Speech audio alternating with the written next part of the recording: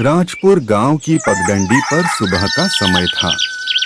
सूरज की किरणें खेतों पर पड़ रही थीं। श्याम अपना कुदाल लेकर खेत की ओर जा रहा था। तभी रास्ते में राम से मुलाकात हो गई। अरे श्याम, तू रोज सुबह सुबह खेतों में जाता है, थकता नहीं क्या? इतना पसीना बहाकर भी बस गुजारा ही कर पाता है। क्यों न कोई आसान रास्ता अपनाए? राम, मेहनत से जो मिलता है वही सच्चा सुख देता है।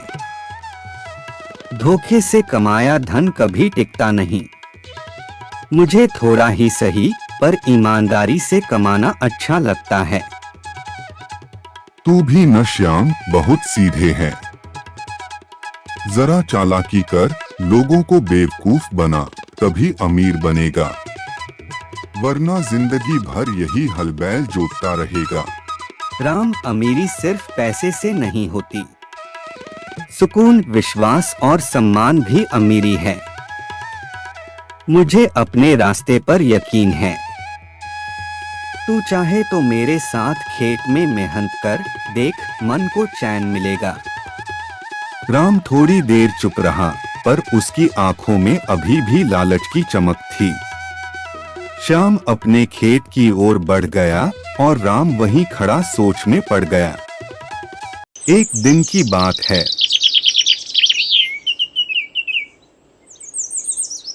हे भगवान, इस बार फसल अच्छी हो जाए तो कर्ज उतार दो। बस ईमानदारी से मेहनत करता रहूंगा ऐसे ही। उधर राम गांव की चौपाल पर बैठा था और अपनी चालें सोच रहा था। श्याम कितना भोला है। अगर मैं उसकी फसल हथिया लूं तो अच्छा पैसा मिल जाएगा। मुझे बस कोई बहाना बनाना होगा। राम ने अपनी बातों से श्याम को भरोसे में लेने का प्लान बनाया। अगले दिन राम श्याम के खेत पर पहुंचा।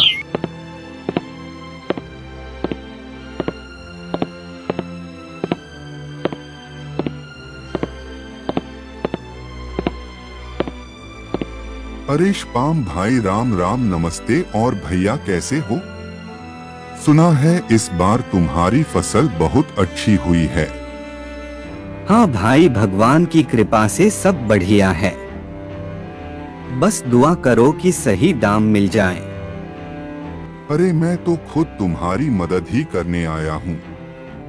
पता है, मेरे एक रिश्तेदार हैं शहर में। वो बहुत बड़े व्यापारी हैं और फसल अच्छे दामों में खरीदते हैं। तो क्यों ना इस बार मैं तुम्हारी फसल उन्हें बेचवा दूं? क्या कहते हो?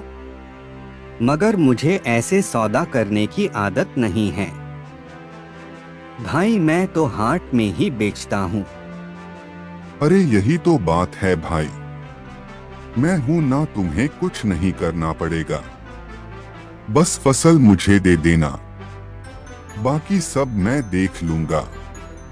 पैसा भी सीधे तुझे दे दूंगा, तो कोई दिक्कत की बात ही नहीं है।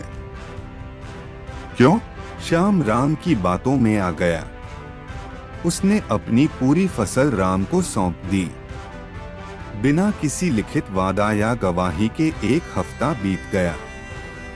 श्याम हर दिन राम से पैसे के बारे में पूछता।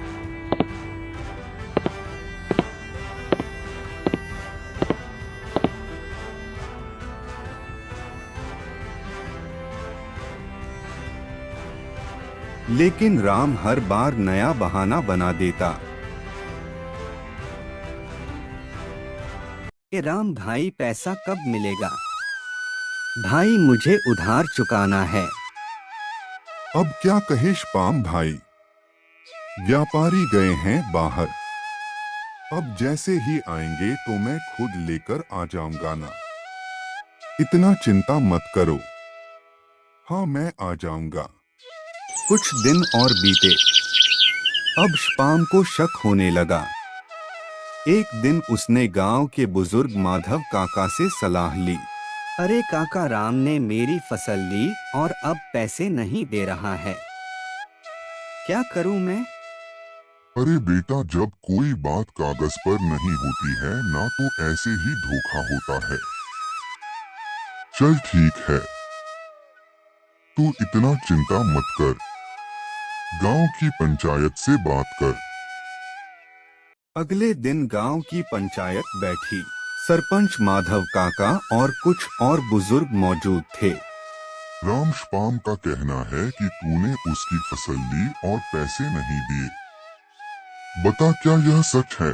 सरपंच जी, मैंने फसल ली जरूर, लेकिन वो खराब हो गई। व्यापारी ने मना कर दिया। अब नुकसान हो गया तो मैं क्या करूं? क्या? तो तुमने फसल का नुकसान भी मुझ पर डाल दिया। अरे भैया, फसल लेते समय तुमने तो कहा था कि पूरा पैसा मिलेगा। अरे भैया, व्यापार में नुकसान फायदा होता रहता है। मैं कोई गारंटी थोड़ी दे सकता था कि पैसे मिलेंगे ही मिलेंगे।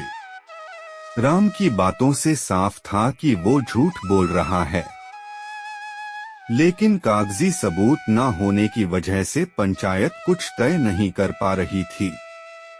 तभी माधव काका बोले, सरपंच जी, एक बात है, अगर राम सच्चा है तो क्या वो भगवान के मंदिर में खड़ा होकर भी यही बात कहेगा? बताइए। क्यों नहीं, मैं तैयार हूँ।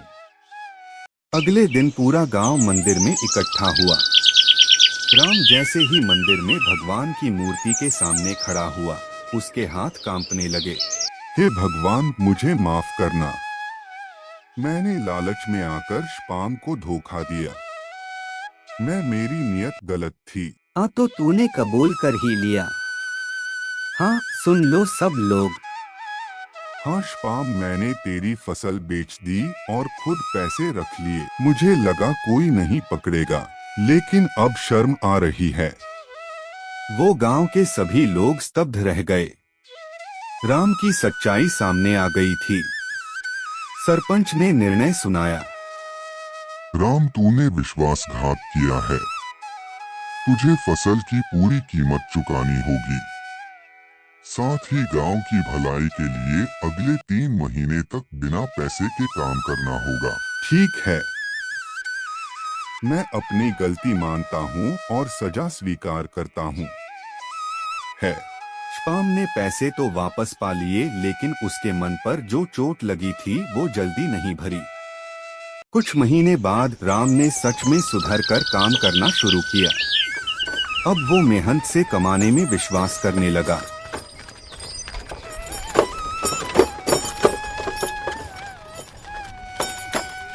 शपाम भाई, तूने मुझे माफ कर दिया।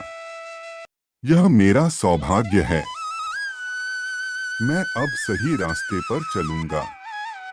अरे राम भाई, सुधर जाना ही सबसे बड़ी बात है। भगवान सब देखता है।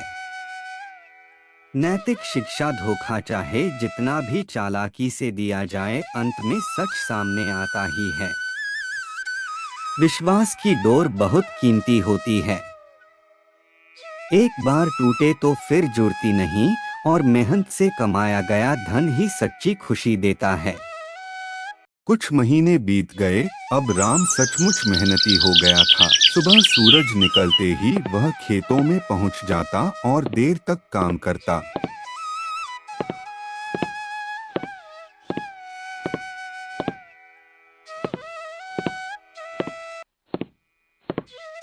मिट्टी खोदते खोदते उसका शरीर पसीने से तर हो जाता।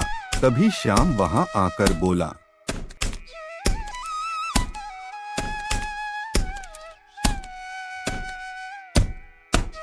अरे राम भाई, अब तो तुम्हें देखकर लगता ही नहीं कि कभी तुमने गलती की थी।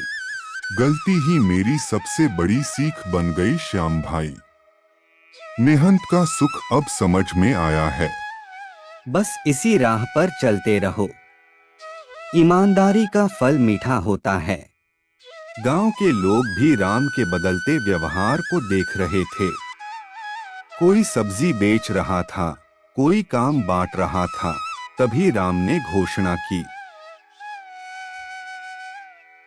मैं गांव की छोटी सी पुलिया ठीक कर दूंगा। बारिश में लोगों को दिक्कत होती है। वाह राम, पहले तू लोगों का भरोसा तोड़ा था, अब तू ही सबसे आगे बढ़कर गांव की सेवा कर रहा है। सबने तालियां बजाईं और राम का हौसला और बढ़ गया।